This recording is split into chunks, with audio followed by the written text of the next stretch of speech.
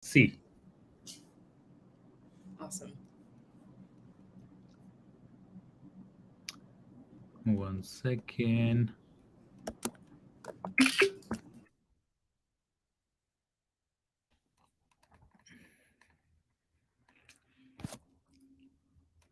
Wait a minute.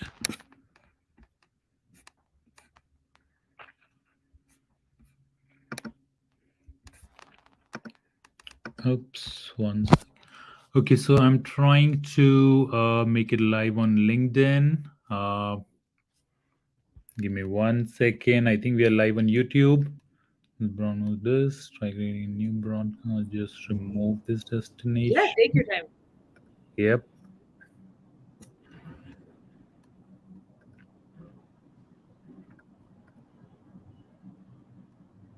Okay.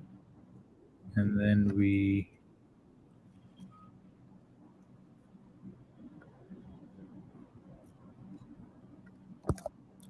Cool. We are live on LinkedIn as well. Great. Awesome. Okay. Hi, Saundarya. How are you doing? I'm doing great. It's 10:30 here in India, but I've been looking forward to this for a few weeks, so very excited. Okay, awesome. We'll keep it short, 30 to 45 minutes. But thank you so much for your time for this podcast. For our audience, guys, I'm Aditya Sharma. I'm co-founder and CEO of High Counselor, and with me I have Saundarya, author of Unshackled. In this podcast, we are going to talk about immigration, one of the very hot topic all the time, right? Among job seekers, among working professionals, among entrepreneurs, people coming from different parts of the world to the United States. They have all sort of questions, right? How do we get a job? What are the challenges associated with it?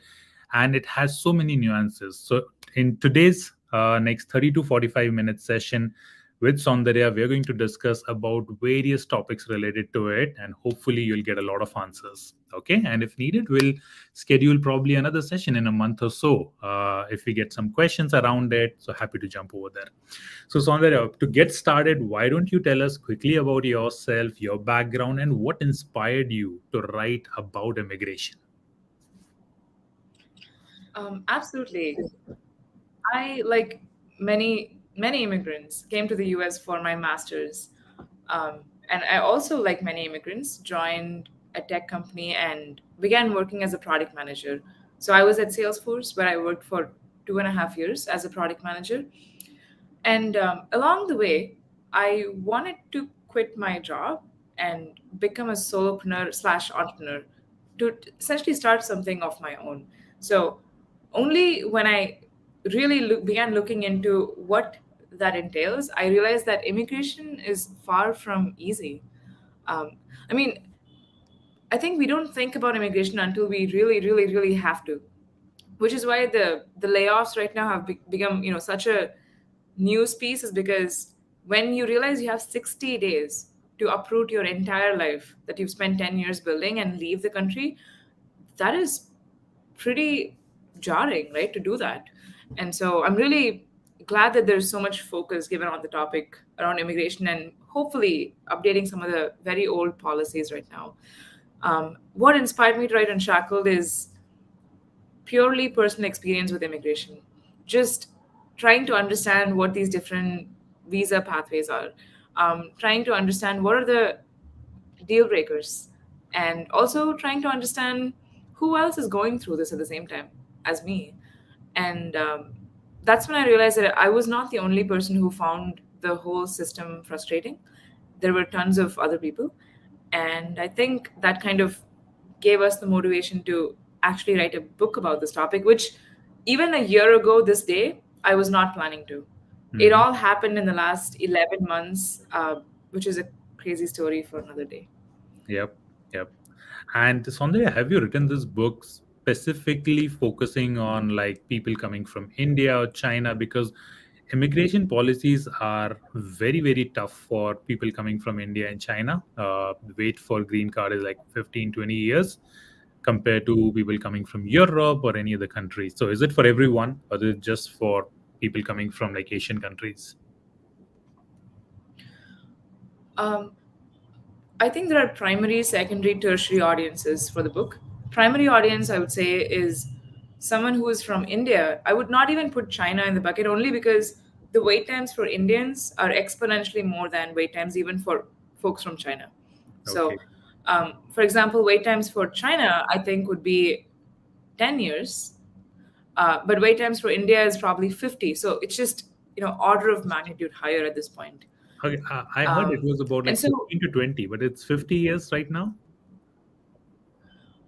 I think it fluctuates a lot, but I've heard estimates anywhere from 20 years to all the way until 200 years. So I think, yeah, Wow. I don't know the exact number right now, though. So it's for someone who's from India, Indian born citizen, who's moved here and who's currently in the US and wants to apply for a talent visa. When I say talent visa, I'm specifically talking about the O1 or the EB1 route. So the O1, which you are on, is Mhm. meant for people who want to um, get a talent visa for temporary stay because it's not a green card. And then Yep. the EB1 is a much higher bar, and but then it gives you the option to stay here forever as a citizen. Yep. So, to get started, Soundarya, let's talk about challenges faced by international students when they come to the US for studies. What are the immigration challenges that you have seen that you have covered in your book? Um, how much time do we have? We have a lot of time. Don't worry Much. about it. We have a lot of time. Yeah, I feel like I think people get disillusioned the more time they spend in the US. Because when you just land in the US, it's such a world of opportunity, right? I remember my first day in New York, um, just how magical it was coming to this new country, looking at all these new buildings and new way of living life. And then slowly over the months and years, you start to understand the number of hurdles you have to overcome to stay in this country. And it starts from not just immigration, right? Just getting a job, like overcoming the networking challenges, overcoming the challenges of learning to apply for jobs. That's what you guys help people with at High Counselor. Um, and then once they get a job, it's about how do you transition into a visa that lets you stay here for a longer period of time. So the H-1B that we all know about had a percentage of 10% of getting selected this year. So Wow. the way it works is there are 85,000 visas set aside each year, but because the demand far outweighs the supply, um, there is a lottery system through which people are picked at random. If you have a master's degree or higher, you get a slightly higher chance of getting picked. But this year, the chance was like 11%, even if you had a master's degree of getting picked.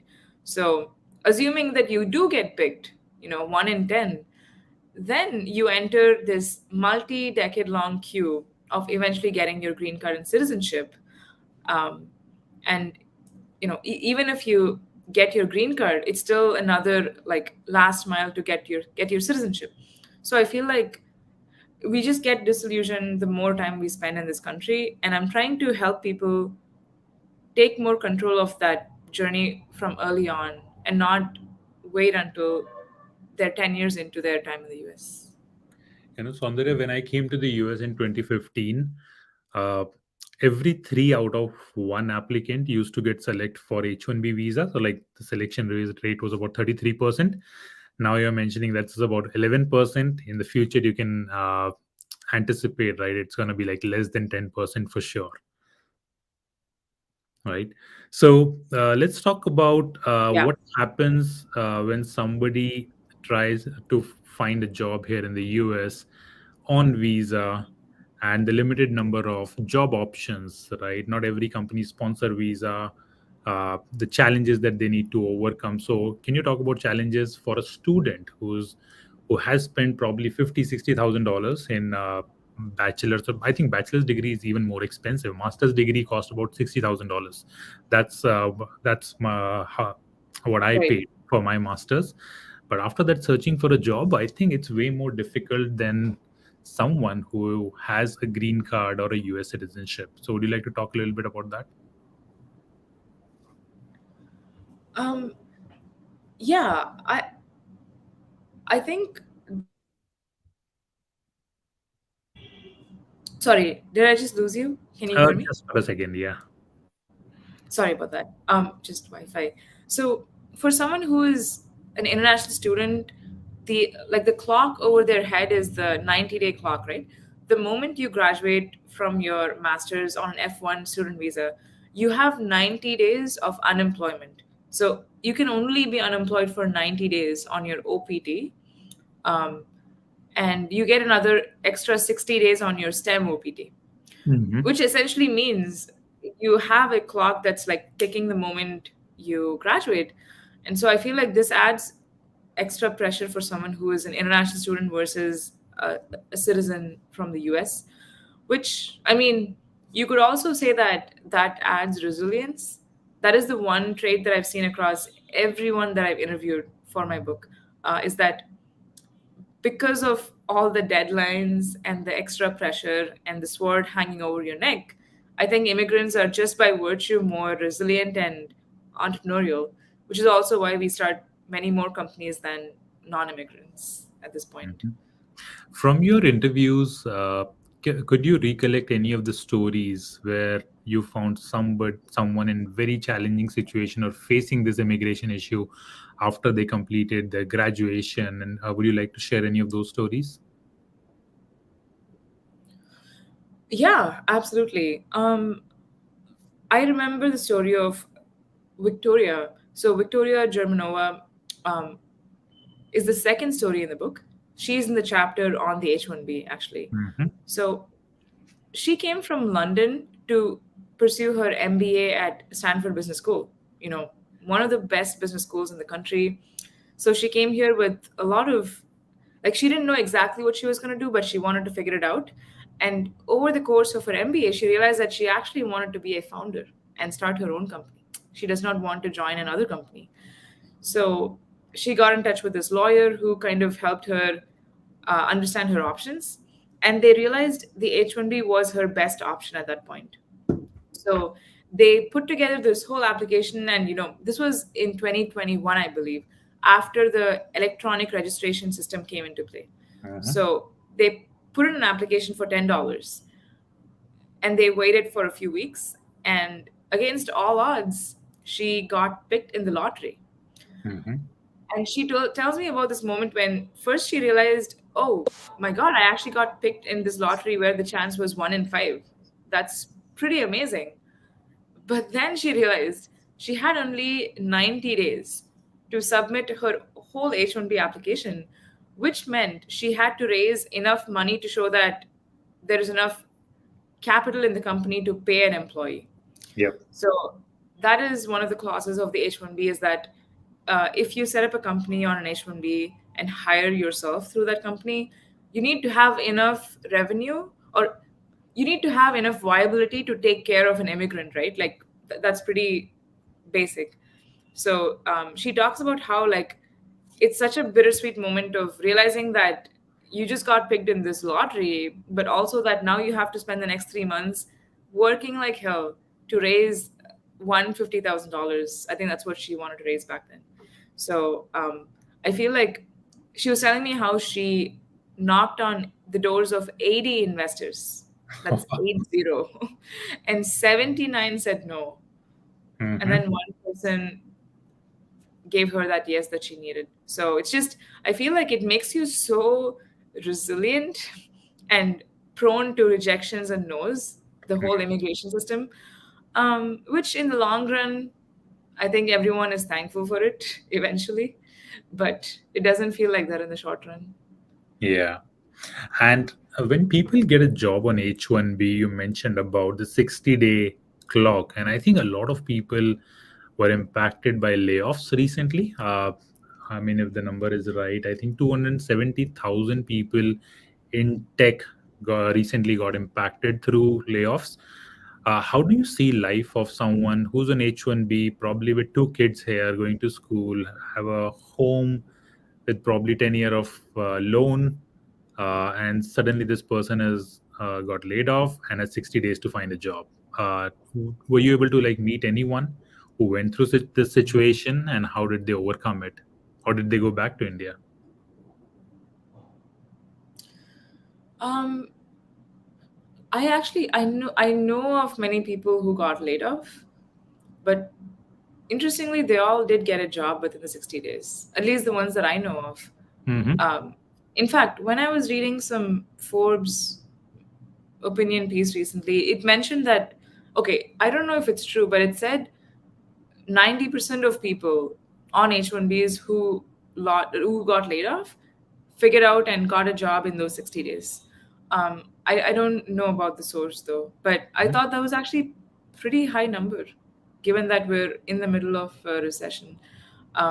But all the people that I know who got laid off, they did get a job, but n- a lot of them did not get what they wanted though, because you have no leverage. When you have 60 days to leave the country, you will take literally any job that comes at your door, right? You don't really have the leverage to negotiate or ask for a higher salary or a better team or better projects. So I think like one of my friends right now is facing that problem where this brilliant product manager, he got laid off and he only has another 30 days. So he's like, I'm not even going to negotiate. I just want to get any offer that'll let me stay because he has so much roots put down here.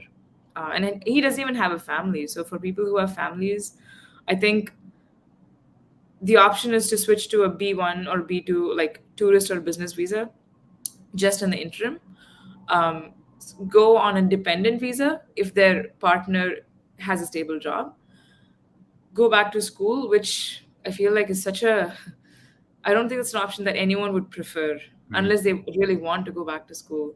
Um, or try getting like an extraordinary ability EB1 visa if they have the accomplishments. Mm-hmm. Yep. And Sandhya, suppose I've seen a lot of candidates who got laid off in this during the 60 days timeline. They were on H1B, and there are always uh, hundreds of permutation combination situation in H1B category. Okay, you need to have this or that. You have 60 days, and or probably you need to get a job in this particular domain with this much salary, and with that hundreds of questions. A lot of times people look for some legal help. Right, they need to have some confirmation just to ensure whether they can live in the country lawfully, right? So they don't break any rules and like don't rip up their chances for future stay. But legal help is super expensive. I mean like 300 $400 an hour. What are the what are some of the resources? Probably, do you know any law firm that people can utilize? I know Yeah, it could be a great source. So yeah, what could be some of the resources that people can use in that tough time? absolutely. Um, okay. First, I would recommend people can use a website like justia.com.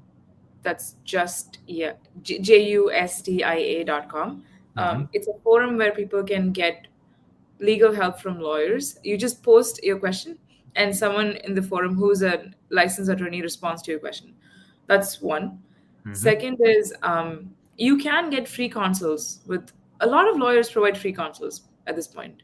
And also, I think because lawyers understand how scary the situation can be, many of them are just offering free slots to talk to them.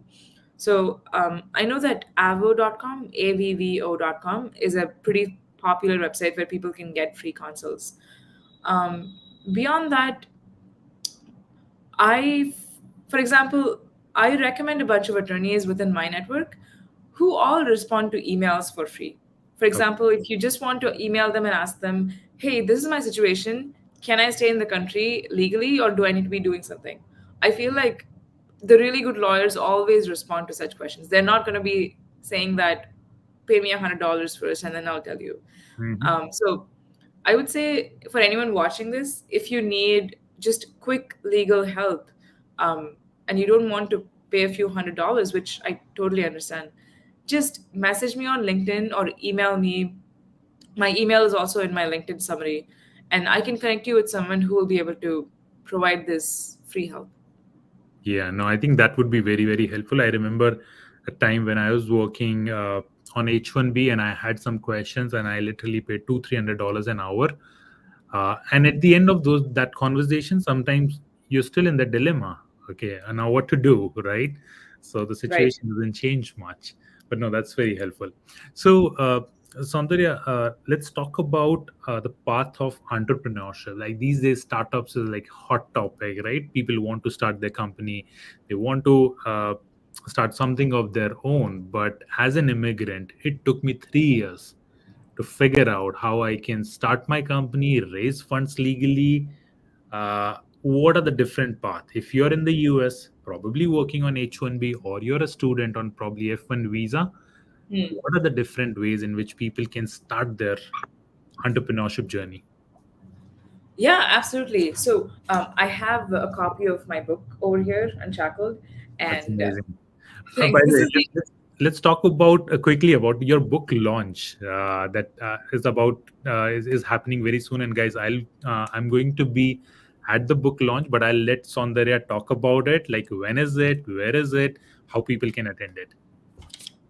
Sure. Okay. Let me just quickly mention that and then we'll talk about entrepreneurship. It's happening on July 22nd, 2023, which is a Saturday. So you all will not have work, hopefully. It's taking place from 5 p.m. to 9 p.m. It's going to be a 4 hour event, lots of fun. And there's going to be, my aim is to have 250 people in one room, the mix of which will be, high skilled immigrants who are aspiring talent visa holders, people who want to start companies, and people who've done this before. People like you, Aditya, who got the O1 visa, who started companies on visas. And like you, there'll be 25 people, very talented people, all in the same room, along with venture capitalists, investors, journalists, and lawyers. So all of us will come together that day, not just to celebrate the launch of Unshackled, but more so to shine light on an issue that has been plaguing immigrants for a very long time, but taking that evening to like thoughtfully have a discussion around immigration policy and what does the future of that look like and how can we make a small dent in that by getting together and discussing that. So that is my goal for the event. Awesome. And is it an invite only event, and or people can attend it? Well, it is invite only as of now. So I'm giving first preference to people who are part of my newsletter or people who purchased the book already. Mhm. But yeah, if anyone watching this is actively pursuing a talent visa, O1, EB1, starting a company, and want to attend, just send me an email and I'll give you the access code for getting the ticket. Awesome. And where can I buy Unshackled? Oh, where can you buy Unshackled? Well, Mm-hmm. Unshackled is currently on Amazon. So you just have to go to Amazon and search for Unshackled and my name, and it'll Okay. show. Okay, awesome. Now that's amazing. So, Sandhya, let's get back to our Yes. different part to entrepreneurship. Yeah.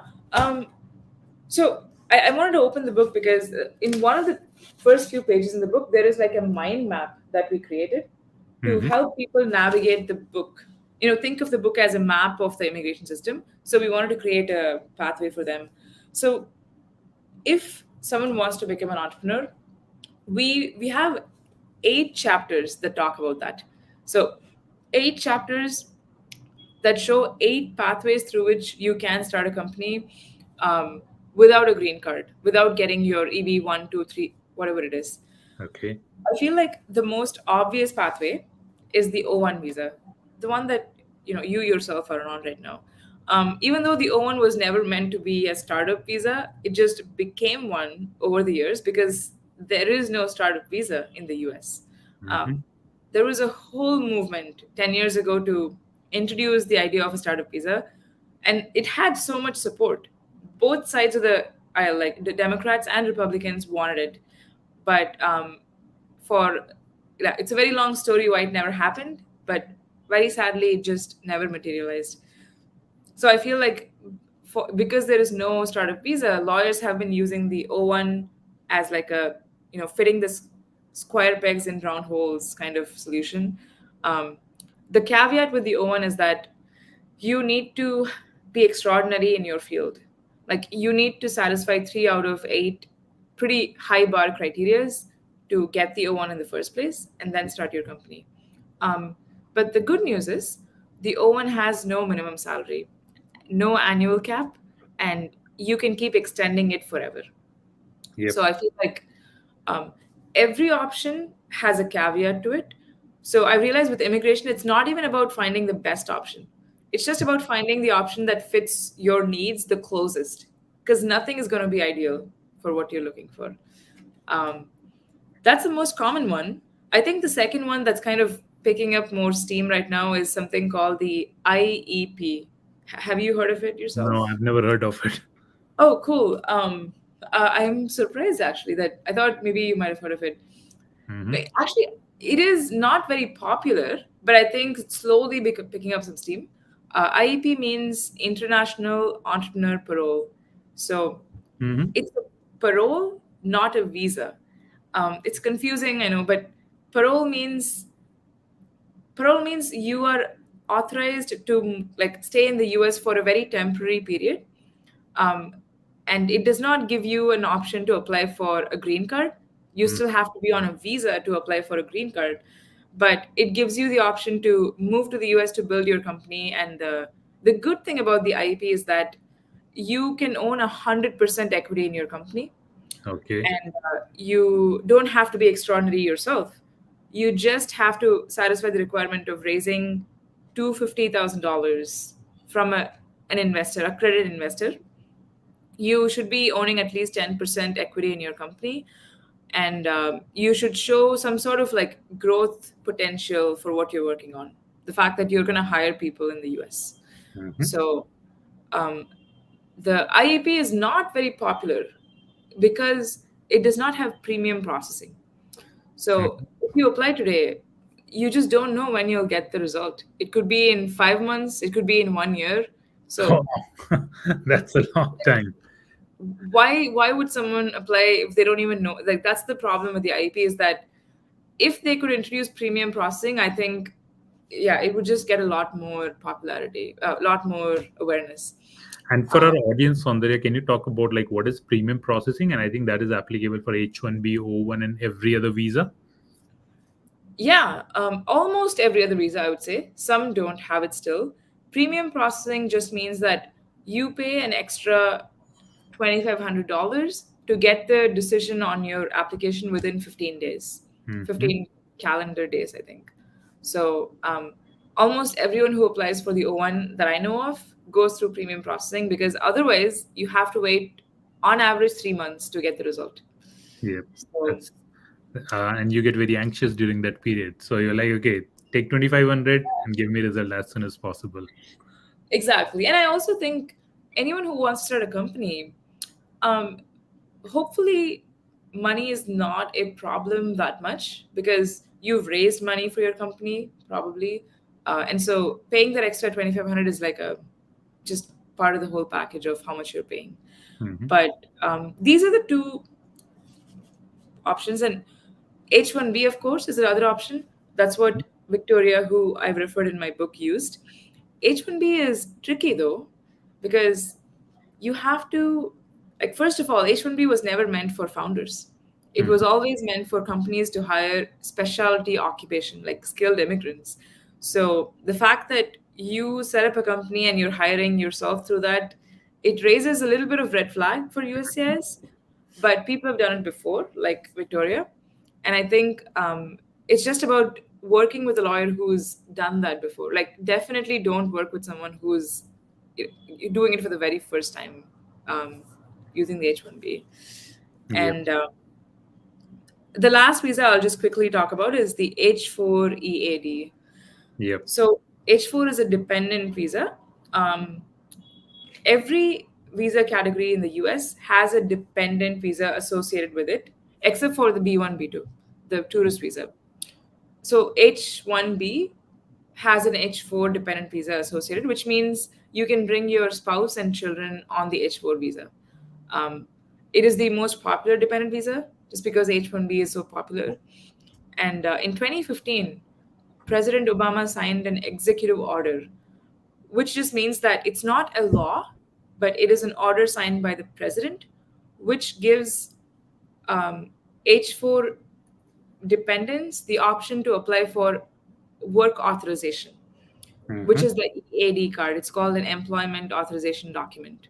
Yep. So that was actually a landmark legislation because in the first 2 years after signing that, 100,000 dependents applied for and got their EAD. Wow. Like 100,000 people were able to work because of that one piece of executive order. So I think They were it's sitting and most, unemployed, what's that?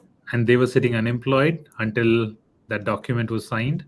Exactly, and then they were all mainly from India and mainly women who had accompanied their partners into the US after Mm-hmm. marriage, who were very skilled, but just could not use any of their skills until that order was signed. But the beauty of the H4EAD is that you can do, like, it gives you the same permission as someone who's a citizen in the US when it comes to like getting a job. On the H4EAD, you can pretty much do whatever that an American can do. Um, Yeah, that's way more comfortable being on than on H1B. Uh, yeah. and I'm not sure, Saundarya, if you're aware of like O1 dependent visa. Is there Hmm. anything like H4EAD for O1 people? Yes, there is, but this is I, I know why they do this, but then the most frustrating part of the O1 is that your dependent cannot work. And I know you that. can imagine how like an O1's dependent is probably very highly skilled. You know, Mhm. it's the partner of someone who is an extraordinary ability recipient. So it's yeah. But I once asked someone who works at the White House, why do you guys not let spouses of O1 work? And I think, their response was just that the only reason they were able to pass the H4EAD legislation is because it only applies to H1B holders who got their I-140 approved, which Yep. means they're on the path to getting a green card. Hmm. So their argument within the White House, like Congress, was that, hey, these guys are already on their path to becoming citizens. So we're just letting their spouses work. But the So, O1 is not like that. so when O1 applies for green card and they get their I-140 approved, uh, then their dependents can work, or is it not allowed even then? Um, Good question. I mean, if you're applying for an EB1 and you got the I-140 approved, I feel like your dependent can then start working. Like Hmm. once your EB1 is approved, then yes. Yeah. By that time, I feel like I don't know the legality of this specifically, but it should be okay. But Hmm. yeah, until then, sadly, an O3 dependent cannot work in the US. Hmm. No, I faced that challenge myself where, but my wife was on H1B, and they were like, oh, H1 Yeah, dependent can work, but O1 dependent cannot work. So that was pretty strange. yeah. Anyways, so Saundarya, can you did you get to encounter with anyone who worked on H1B and face some kind of bias at workplace, because uh, I met a few people during my journey where they literally had some managers who knew that this guy is on H1B, he is on EB1, oh, sorry, EB3 path, is like green card is in process. That means this person cannot leave job for a certain period of time, no matter what. And, when you're in a job where your employer knows that, okay, you cannot leave this job. Right. Did you face any, did you come to know about any of such stories or incidents? I don't know of personal account, but based on my research, I classify H1B employers into kind of four buckets. Hmm. First bucket is the big tech giants like Google, Microsoft, Apple, Amazon. And the second bucket are medium sized enterprises. So these are firms that are like 5,000 employees, Airbnb, for example. I think they're 5,000 or Airtable. Hmm. Um, and the third bucket is startups, a few hundred people. Hmm. And the fourth bucket are IT consulting firms. Yep. So these are, the biggest, like, how do I say this? The biggest recipients of H1Bs every year because of the Okay. volume of applications. And so I've been told that a lot of tier three IT consulting firms use the H1B as sort of a bait and a handcuff for people to stay at the company. Okay. So they're notoriously not very immigration friendly when it comes to helping their employers navigate immigration. Not all of them. I just mean, these one-off IT Mhm. consulting firms that use the H-1B to get cheap foreign labor into the country. Mhm. And so I don't know personal accounts, but I've just heard about this based on anecdotes from other people. Yeah, they have a pretty bad reputation, right? Uh, Yeah, and the sad thing is they sully the reputation of everyone else. I feel like it's like a few rotten apples, ruin the entire bunch. Similarly, a few companies like these that abuse the system make it seem like everyone is doing it, which is just not true. yep, yep. I know a lot of IT consulting or IT staffing companies that work for clients like Facebook, Procter and Gamble, and offer great entry level employment opportunities to candidates with $120,000 plus base salary. Uh, but they lose a lot of good candidates because people think that all IT companies are bad, or IT consultancies are bad. Uh, Right. so yeah, there are all type of people like exist right in the market. So Saundarya, are there any particular policies or initiatives that you think could improve the experience of immigrants in the US? Anything that you know is in progress or should happen in the future? Yeah. Um, I've spoken to quite a few people who are activists, lobbyists, and just policy people, working on policy. Pretty much all of them have told me that the chance of getting a comprehensive immigration reform bill passed in the next 5 years is next to none. Okay. Uh, but at the same time, what is possible is getting these piecemeal small bills passed on a very specific issue. So when you look at the history of immigration reform movement, you would notice that time and again, Democrats would try to fit everything into one single huge bill, like helping everyone from high skilled immigrants like you and me to people who are undocumented, to Mhm. people who are refugees. So because of that, it just never passed, and it's not going to pass now. So now they're trying a different approach where they insert like one provision about helping high skilled immigrants. It could be giving a green card for anyone who graduates with a PhD in STEM field in the US. That's Okay. actually a pretty famous one that I think they're trying to get past. Or making the F1 a dual intent visa. Right now, it's not a dual intent, meaning ideally you cannot just move from an F1 to a green card directly. Although I know a few cases who've done that. Mhm. Or making the O1 more STEM friendly, loosening the regulation so that more STEM people can apply. I Okay. feel like all of these are things that are currently in place. I don't know of anything that's close to being implemented though. These are all just, yeah, at the beginning stages. Hmm. For PhD candidates, I'm not sure about like all the visa rules for them, but what I have seen is that they get their path to green card is relatively easier compared to people with master's degree only. Do you have any idea on that? On like how the visa or the immigration works for PhD holders? Um, I think they have the exact same options as the rest of us. Okay. It's not new options. I feel like maybe it's easier because if you have a PhD, just by the virtue of being a scholar, you will be publishing articles. You will peer review other people's work. Yeah. You will present at conferences. So I feel like all of that adds up to a case to apply for the EB-1B, which is an extraordinary ability visa for researchers. But even that has a high bar, so it's not that just about any researcher can get that. hmm Okay, that makes sense.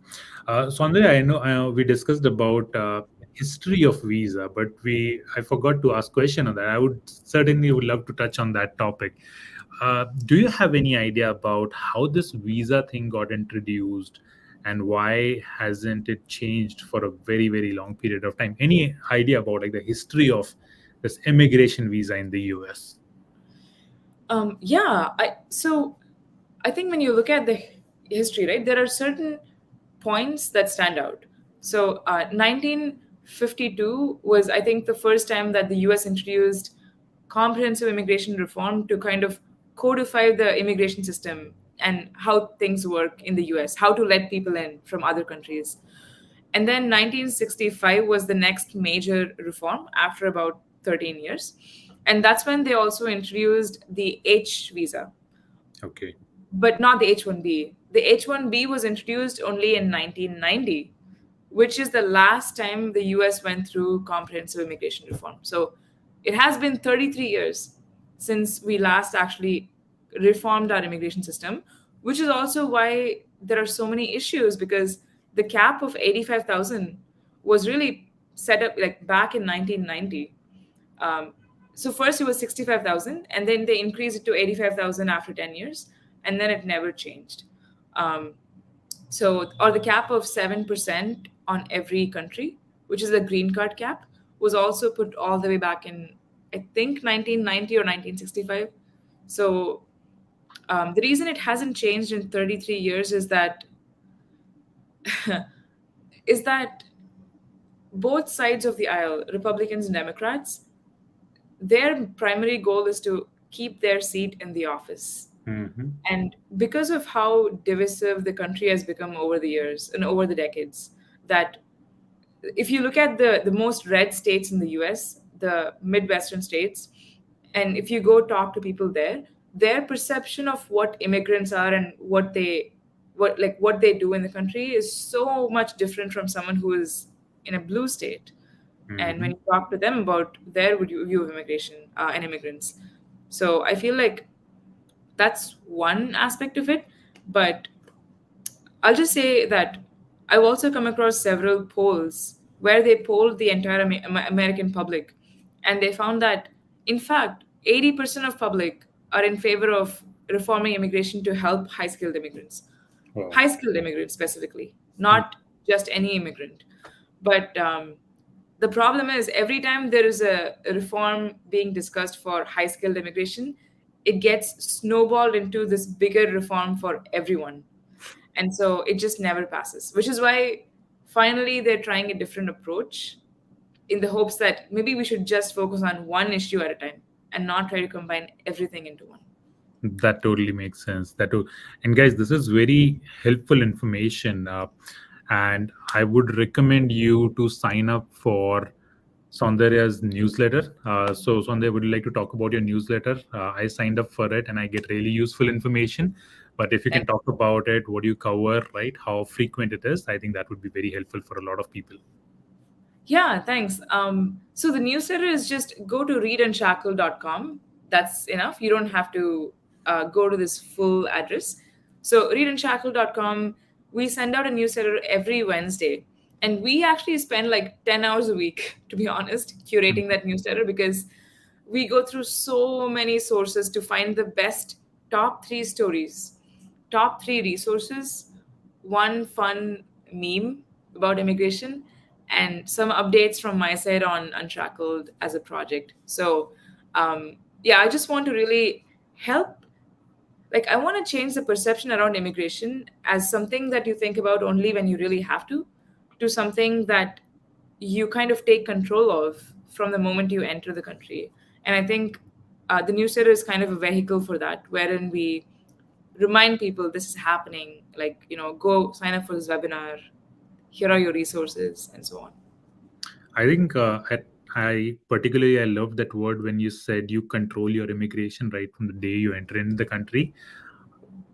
I think everyone that I know had no control over their immigration situation or the visa situation. They were all always driven by the situation that okay, now they need a job, so they need to get like OPT or H1B, right? So they were into the race of that. And I've seen a lot of people who spent almost 10 to 15 years of their life here figuring out their visa or the immigration issue. And I've seen them staying at one place in one city, waiting for their H1B or like their green card to get approved, and they never move out or like explore other options. Would you like to talk about it? How people can also explore other countries and the opportunities over there, because I know you came to the US, got a great job here at Salesforce, and for quite some time you have been in India, right? So did that change your entire life, right? Or are you still pursuing your dreams? I think it's very important for people to know how is it like to go back or explore other opportunities. Yes. And I actually think this is such a great topic to kind of come full circle on this whole discussion is um, one of my close friends, his name is Rishabh Singh. He's the founder of a startup. He says how immigration is a tool for you to reach your full human potential. We all have a certain like ceiling that we can hit with respect to what we can do, and I feel like immigration is a tool for that. Because I grew up in a small suburb in Mhm. southern India, so to go from there to then entering this different country and living in so many cities, I feel like my mind has just expanded and exploded in terms of what it can do. And I feel like that happened because I decided to move to the US and decided to immigrate to a new country and meet people who just walk very different paths than me. Um, so I think I just want to keep reminding people of the fact that you didn't come to America to come to America. Mhm. You came to America because you wanted better education or better jobs, or maybe you wanted to be in a nicer weather. It doesn't matter, even if it's just as simple as I just wanted to be in a better weather, that's fine too. But just remind yourself of the vision why you decided to move to America. And at some point, America might not be the means to an end anymore. Maybe it's Canada, or maybe it's India or China or some other country. So at that point, I feel like um, don't be so attached to the means, which is America. Be more attached to the end, which is your vision of living a better life and doing what you love, contributing back to your community, and just like tapping into your full potential. So that's And my so, very philosophical monologue. it's okay to take a little bit of risk if you think that it is a risk, right? To go to other countries and explore opportunities. I know a few friends, they did not get H1B, and now they consider that as one of the best thing that happened to them. They moved to Canada, found a way more stable life there, right? Or now they are doing jobs which has no such restrictions. uh, and when they moved from here, they were like, oh, what's happening, right? So it's always okay to explore other opportunities. Exactly. I'm so glad you said that, because I feel that we forget how much power we all have in turning something that is the worst thing in our lives into the best thing in our lives, right? Mhm. Yep. So many stories of, I kind of end Unshackled with this sentence where I say that for every story of someone who persisted and thrived in the US, there is an equally inspiring story of someone who left and who took the hard road, like decision of I am gonna leave and I'm gonna go to a new place and I'm gonna thrive there instead. So I think that it's not at all a failure to decide to leave America. I mean, it's quite the opposite. It's a very brave decision to decide to leave everything that is familiar to you, just as we all did when we left our home country to come to America. Hmm. It's really wonderful, Soundarya, talking to you about Unshackled, about immigration in general.